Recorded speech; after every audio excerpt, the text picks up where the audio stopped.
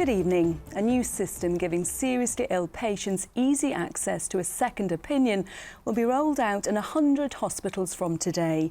But one bereaved mother from Greater Manchester says it's not enough. Martha's rule gives patients and their families the legal right to a second opinion from senior medics. Julie Alfrey's son Johnny died after doctors misdiagnosed his heart failure as anxiety. I would have asked for a second opinion, albeit now, at the point where we knew he was very, very sick. I know it was too late anyway. I think we need that opportunity earlier on.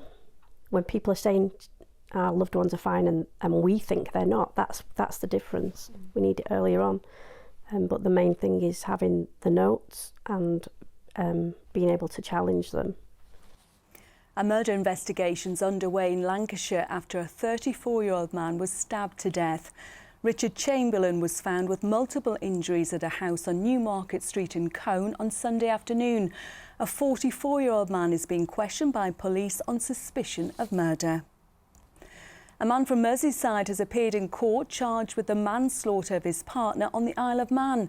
Gillian Hughes, who was 57, died on Friday night after an altercation with John Meadows outside the Palace Hotel in Douglas.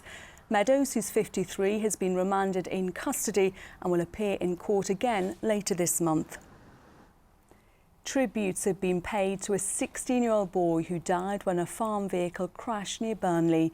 The family of Hector Eccles say he was beautiful, kind and lovely. A 17-year-old passenger escaped the incident unharmed. Lancashire police say there were no suspicious circumstances and no other vehicles were involved. 20 Labour councillors in Pendle have resigned from the party. The group includes Pendle Borough Council leader Asjad Mahmood. They've accused Labour's national leadership of a culture of bullying and will sit as independents. We put that claim to the Labour Party. They say the party's focus is on winning the general election so we can improve the lives of those we are elected to serve. Councils in the North West are getting a further £66 million from the government to ease the effects of the cost of living crisis. The Household Support Fund has been extended after pressure from MPs and will be used to help vulnerable residents pay for food and energy bills.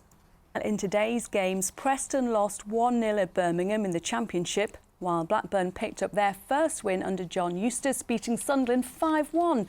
In League One, it ended goalless between Blackpool and Wycombe. High Flyers Bolton beat Reading 5-2, but Wigan and Fleetwood both lost. In League Two, Crewe were beaten 3-0 by Forest Green Rovers. Accrington's game at Mansfield was postponed because of a waterlogged pitch.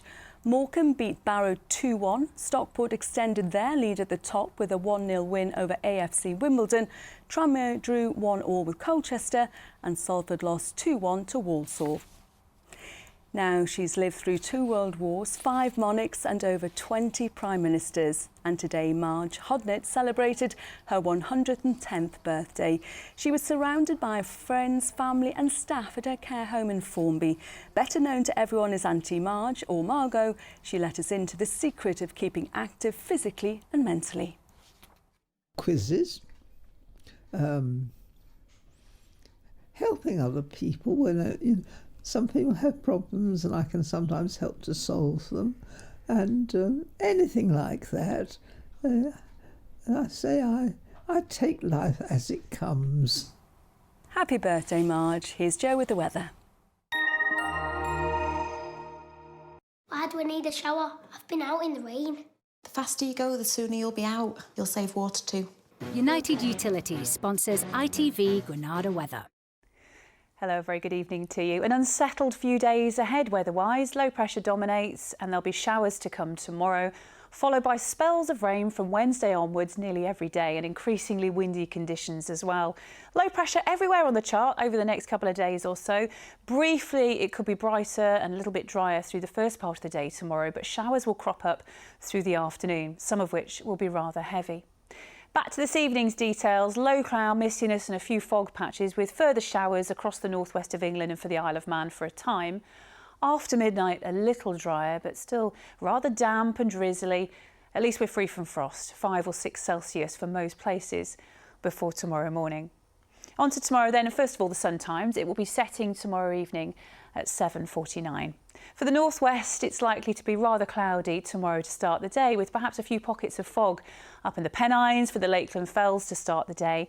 And as you can see here, showers already developing through the morning, and with any brightness into the afternoon, that warmth will begin to generate further showers. Some of these could be rather heavy. North Lancashire, Cumbria could see a rumble or two of thunder, maybe some hail in the mix. But around it, bright spells, some drier weather too, and temperatures to around 13 or 14 Celsius tomorrow afternoon.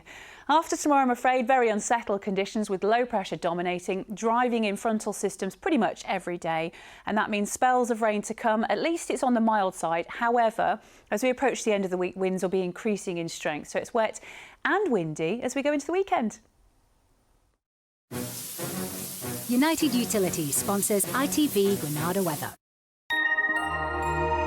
And that's it from us this bank holiday. We'll be back in Good Morning Britain tomorrow at 6.